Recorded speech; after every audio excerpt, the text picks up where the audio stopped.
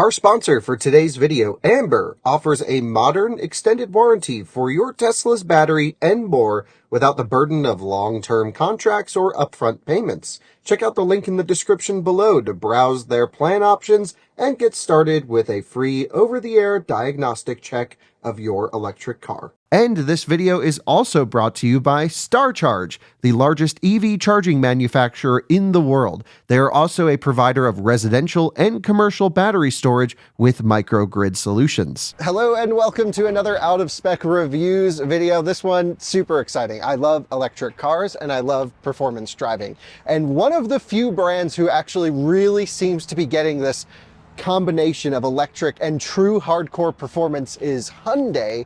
I recently made a video for you guys at Laguna Seca driving the new IONIQ 5N for the first time. And actually Hyundai is going full send into showcasing what their new IONIQ 5N can do. And it can do a lot. It has amazing thermal management, great power, really fun chassis, good handling. Like, it's a really enjoyable car. And it's not Taycan Turbo GT money. We're talking an attainable, still not cheap, but an attainable supercar in sort of a hot hatch SUV vibe. It's a really cool vehicle. And behind me are 4 trailers and a IONIQ 5N coming out of one of those cars, because Hyundai is running Pikes Peak this year. And not only are they running it with the standard car, which is literally just a car from a dealership off the shelf, they are also running a couple cup cars that are IONIQ 5Ns. And I want to talk about their racing program, what the cars are set up like, learn a little bit about it, of course, as they finish up the final testing, the final development ahead of the Pikes Peak hill climb, which will be just a day or two after this video goes up. So let's nerd out about all the performance stuff. We have thermal engineers here who will help us understand the thermal performance of the vehicle. We've got some other cool, awesome chassis guys, even some folks that you may recognize from our Laguna Seca video when I drove it for the first time. We're really the only ones here filming this thing. I don't know why. This is epic. Let's get in. IONIQ 5N takes on Pikes Peak. Jordan, what the heck? This thing looks incredible, doesn't it? Yeah, this is one of my also dream cars. There's a lot of dream cars out here at Pikes Peak, but this is, like you said, an attainable, almost factory kind of dream car. So we have the full video of that F-150 Lightning super truck that we put up yesterday. That is also an awesome, really cool vehicle. But there's not really a relation to the series production truck. Jordan, they're running Pikes Peak in literally an off-the-shelf IONIQ 5. So cool. This is just off a dealership. A couple modifications, roll cage. Which is required by a safety department, so. Yep, so the interior stripped out, roll cage, racing seat. But like, actually, if you peek in here, Jordan, the dash is identical to a standard car. Like, this is literally just an off-the-shelf IONIQ 5, which is so cool. And, you know, it's actually running the standard wheel for the car as well. The only thing that's different is they're running a Yokohama tire rather than the factory Pirelli tire. But this is not like a cup racing tire. This is actually kind of similar to like a PSS5 or some, you know, normal high-performance summer tire, but not quite up at like a Michelin Pilot Sport Cup 2 level. This is not a semi-slick. This is just a normal summer Yokohama. And I think it's so cool. So the stats that you should know about, well, actually, even before we get into the car, let's talk about the program. Hyundai's running 3 vehicles this year at Pikes Peak, which is a huge program. A lot of people don't realize how much effort goes into running Pikes Peak, which is a one and done, one shot, rip up the hill, just under 13 miles. And it's actually been an unbelievable testing, proving ground for electric vehicles. We've been involved with some Pikes Peak teams in the past. We've also covered electric vehicles going up Pikes Peak all the way from the IDR up to Ford Supervan last year. And this is a program where Hyundai is trying to say like, hey, yes, the N division is trying to show you can, you know, drive your daily vehicle to the office and then take it to the track day on the weekends. That's what this is built to do. That's an EV. It's one of the first electric cars that kind of can do it all. But also they're using this as a test bed. They're like, okay, we want a little bit of thermal changes here. We want some suspension changes with the adaptive damper in this section. And they're like, maybe after all of our learning, we'll just release an over-the-air update to all of the existing IONIQ 5Ns with like a Pikes Peak setting. How cool would that be, Jordan? Yep. I don't have words. I just want to drive this thing so badly. And I was up on the hill watching them qualify yesterday. And these things look so good up there. Especially the cup cars. We'll show everyone that in a bit. Those are amazing. So what should people know about this? You have a roughly mid 80 kilowatt hour battery pack. It can do 240 kilowatt DC charging. They're running a 160 kilowatt mobile charger. I want to actually see if we can find it around here somewhere. I've just heard about it. They have a Mullen, like diesel powered, I think, DC charger as a backup, but they're not using it. So they have like their own mobile charger. I want to learn more about that. Of course, dual motor, physical, mechanical, limited slip diff in the rear. I mean, I've done the full review on this car, so I don't think we need to get super into it in this video. If you haven't watched it or you don't know about the IONIQ 5, definitely check that out. Click away for about an hour and a half, watch that, and then come back. And then come back, and then you'll learn what this is. But I just think it's so cool that we have literally the two stock electric vehicles this year are this and a Rivian R1T, the second generation, that are running up the hill. Other than that, they're like modified crazy things, which are awesome, and I love that. But I think this has the most relevance to me and our audience, where it's like, this is literally the same car you can go buy at a dealership, and they're ripping it up a hill. And not everyone's talking about the climbing the Pikes Peak in a combustion car. There's so much tuning that goes into that. What altitude do you tune for? Because you're climbing like 3,000 feet. Whereas with electric, it's just like, Aren't you climbing more than 3,000 feet? Probably more than that. Yeah. It's a lot. You're going up to 14. Yeah, but you're starting at like 10. Is it starting at 10? Maybe 9 or 8. Yeah, you're climbing a lot. Climbing maybe a it's lot. 5. Yeah, I don't know. And what's also crazy from a thermal standpoint, we've seen the unplugged Teslas run in years past. I actually just spoke to Randy Popes a few minutes ago. He just had to leave. We were going to get him on camera, but timing didn't work out. But he's like, in the Model S Plaid that he ran in years past, he's always running into thermal limits. The car's overheating, and he's got to drive around those limits. Whereas here, the Hyundai guys are saying, Randy, stay in the throttle, wide open everywhere you can, 641 horsepower, deploy it whenever you want. That's crazy.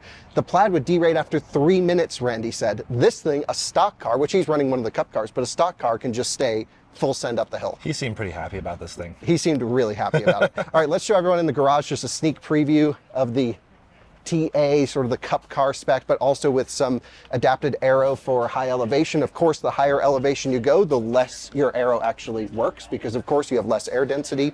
So you need big wangs, not just wings, but wangs, and we're getting there. We've got Yokohama Advan tires on these things. Of course, you got this specific wheel, but also running a similar head unit and software to the standard car. I mean, this is kind of cool. In South Korea, Jordan, they actually have a racing series with IONIQ 5N Cup cars. That's so cool. And DC charging at the tracks in South Korea, which is awesome. You can see the front diffuser up here, the front splitter, I should say, absolutely huge, which you need, of course, because air density up at the top of the hill is not going to help you really with anything without something like this, which will be really cool. So these are not going for any sort of production record. This is sort of an electric, I don't actually know what class they're running, an exhibition, I would guess. But how cool is that? They're running 2 of these things. Right. This is the second one over here. Let's Boom, just take here's a peek in. And the cool thing is, again, you can pre-chill these things ahead of running laps and stuff. So actually, if you look here, you'll see the motors are down in that 50 degrees Celsius range. Battery's nice and chilly at around 20 degrees Celsius. Body kit's pretty impressive on this thing. Yeah, you literally have like onboard chargers and vehicle to load modules just sitting in the back there. You can see everything. That's so cool. You've heard of the Visoc package where they delete 2 seats? How about deleting 3 seats? Yeah, that's the TA package. So let's talk to some of the Hyundai guys, learn about what they're going to be doing ahead of the race on Sunday. And then we'll end the video. But just, this is so cool. I'm super into this. Guys, you joined me with Junmo, who's head of chassis and thermal for IONIQ 5N. And so a lot of what we can appreciate about how well this car drives on the road is thanks to you. You're welcome. Thank you. Thank you very much. Yes. So we've had the opportunity to chat before at length about the standard IONIQ 5N, but maybe you can talk to us a little bit high level about the program. Why are you running a standard car off the shelf and the Cup cars? What's the idea here? So because when we developed the car, we experienced that the car's overall, the performance is, we really like the performance of the car. And so we've been talking about what if we bring it to the Pikes Peak? And then so main purpose of this production unit is to showcase the performance and the potential of the car as in a production condition.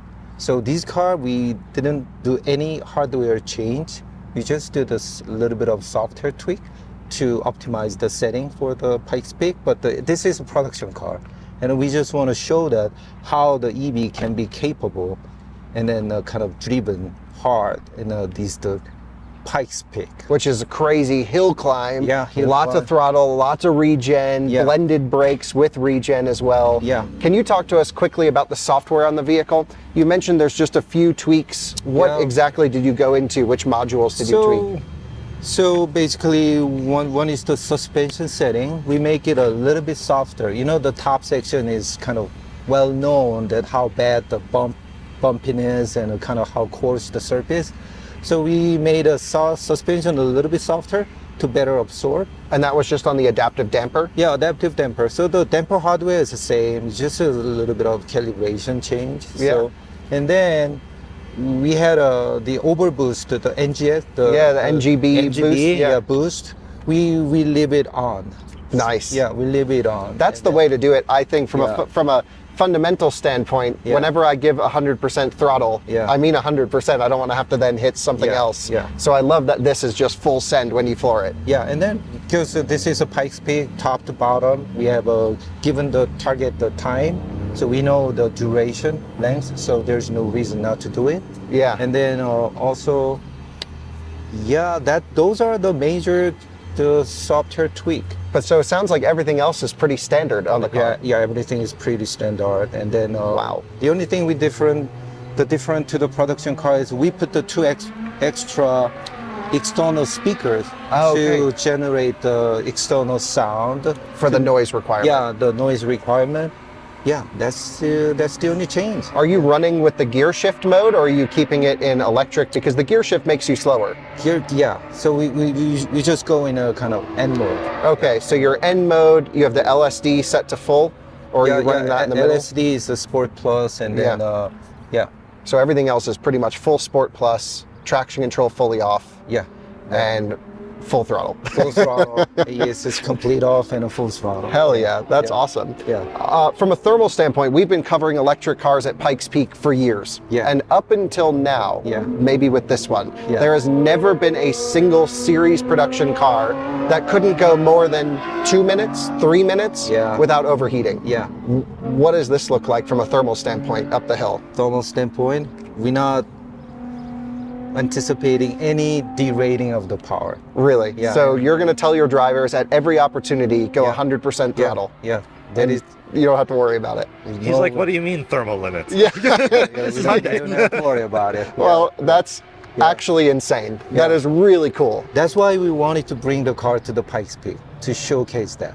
Yeah. How capable this car is. Yeah, that sounds unbelievably amazing. Yeah. From a braking package, Yeah. I had the car in Laguna for a few laps. Everyone yeah. was in and out. Yeah. We were all really impressed with the brake feel, Yeah. with how you get a huge amount of regen. How much you're doing? Like over 300 kilowatts of regen, right? Yeah.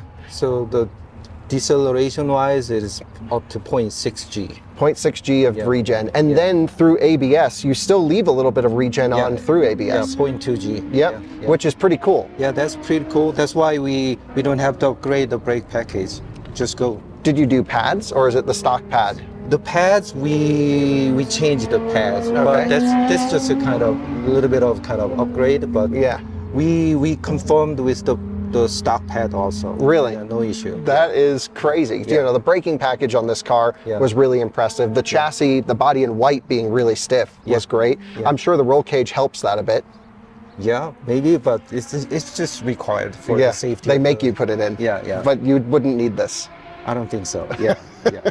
So the standard car, Yeah. literally, this is like you can go to a Hyundai dealership, buy an IONIQ 5N, Exactly. put a seat in it, Yeah. and send it up the hill. Then you can literally build a Pikes Peak car. Okay, this is really unheard of and totally crazy. Yeah. So this one, 1 day worth of work. This is a race car. Yeah. That's cool. That's Let's talk about the cup cars, because Okay. one thing I don't fully understand, especially in South Korea, there's an actual IONIQ 5N racing series. Yes, yes. So are these those cars, or is this different than the cup car? No, this is different car. Okay. This is different car. So like first, aero package is completely different. Sure. And then we Yeah, have this is crazy. Yeah, this is crazy. This is crazy. And the splitter is crazy. Yeah. And then we have a different suspension package. So we have a different suspension brand, and then we have different damper setting, and then different spring setting, and we have a different the rear anti-robot setting. So overall, the chassis setting is different. Yeah. Because they raced at the track and we are racing at the Pikes Peak, the mountain. You have so much less air density, which is why you need all of this, which would limit your top speed on a track situation. So there's always a balance for aero. Yeah, true. But the body in white is the same as the standard car? Yeah. And the same battery? Yeah. And the same motors? Everything is same. Crazy. Everything is same. What about from a thermal standpoint? Did you upgrade the cooling on these at all? No. Really? No, we didn't upgrade the cooling. Okay, this is insane. So from the production car, Yeah. hardware standpoint, the difference is the suspension and a brake. Okay. That's And it. of course you have tires. Yeah, tire, yeah. suspension, brake, Yeah. and the aero package. That's Yeah. it. Wow. And then all the rest of the differentiation is by the software. So talk to me about the software, because when I look in through the window, and I can just open the door here to show Jordan, but if you peek in here, of course, you've got some air tanks and fire extinguisher and other requirements, but the software looks to be, the user software is the same. Yeah, same. This is the same.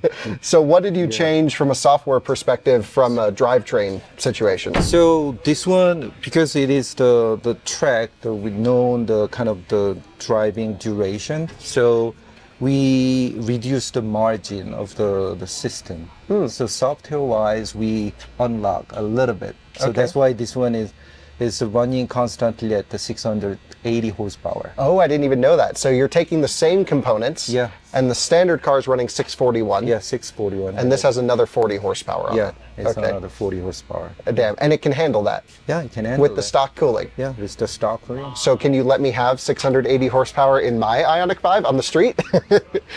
Okay, maybe later. Yeah, we can talk about it. That would be really cool. Yeah. I just think it's amazing to me. I always keep coming back to thermal. So like the chassis is amazing. The body in white with all the enhancements that you did for the end. We covered all of that in the Laguna video. Yeah. What I didn't even process was how really stout your cooling package is. Guys, you join me with Matt. Matt's really, you're the thermal expert with IONIQ 5. I'm the thermal systems engineer for this project, yeah. Which is, pretty freaking cool.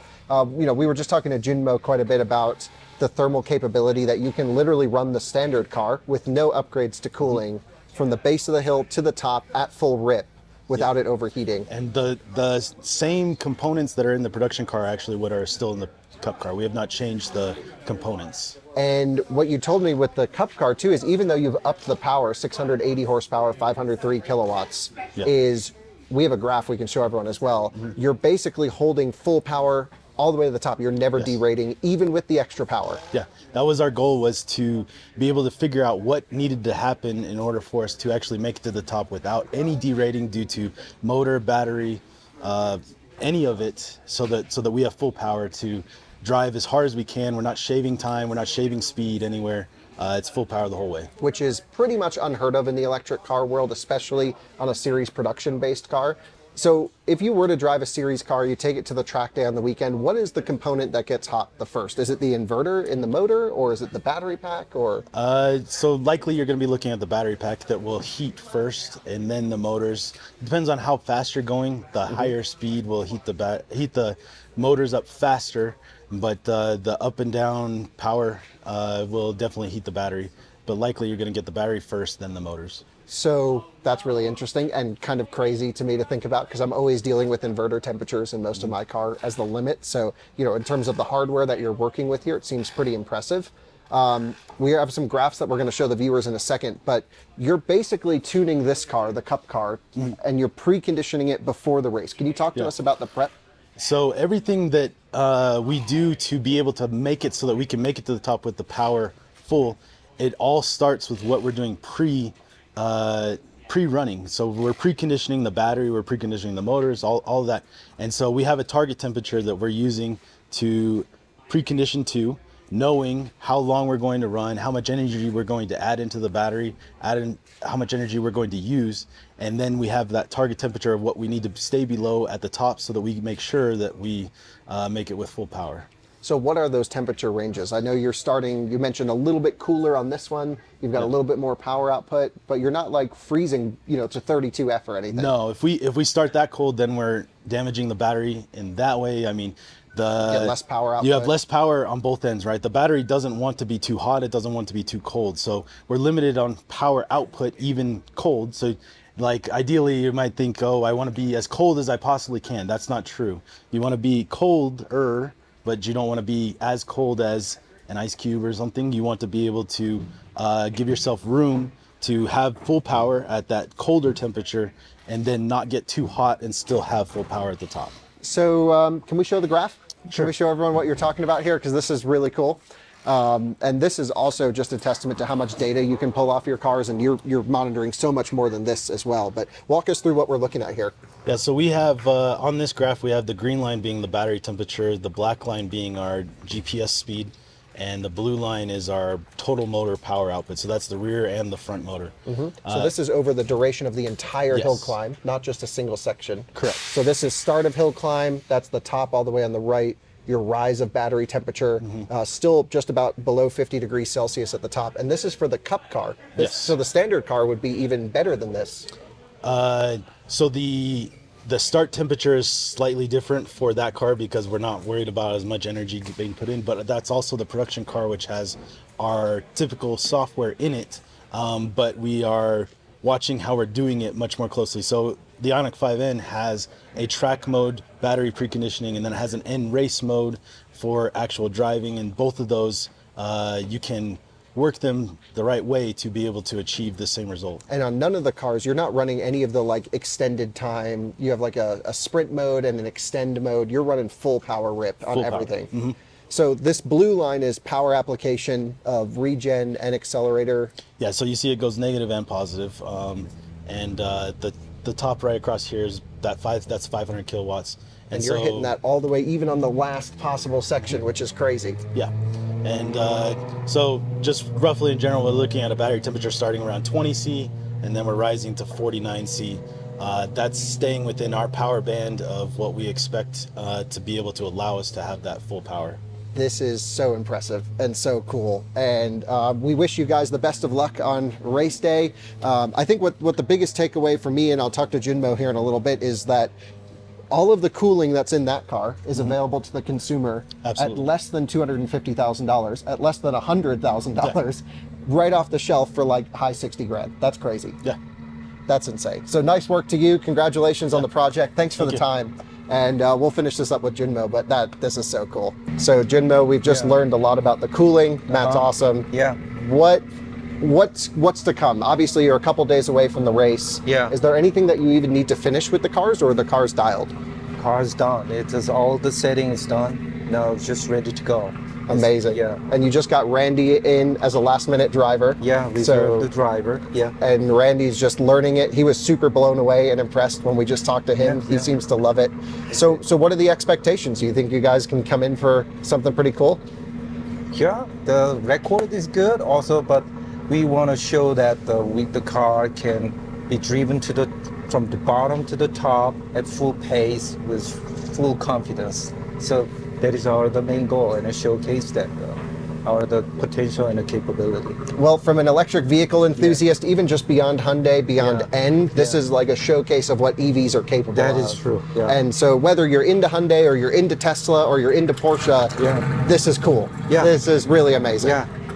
So nice work to you and your team. It was great to see you again. Yeah, thank you. We wish you the best of luck during race day. We'll be following along. Thank you guys for watching, and we'll see you on another one again soon. Bye-bye.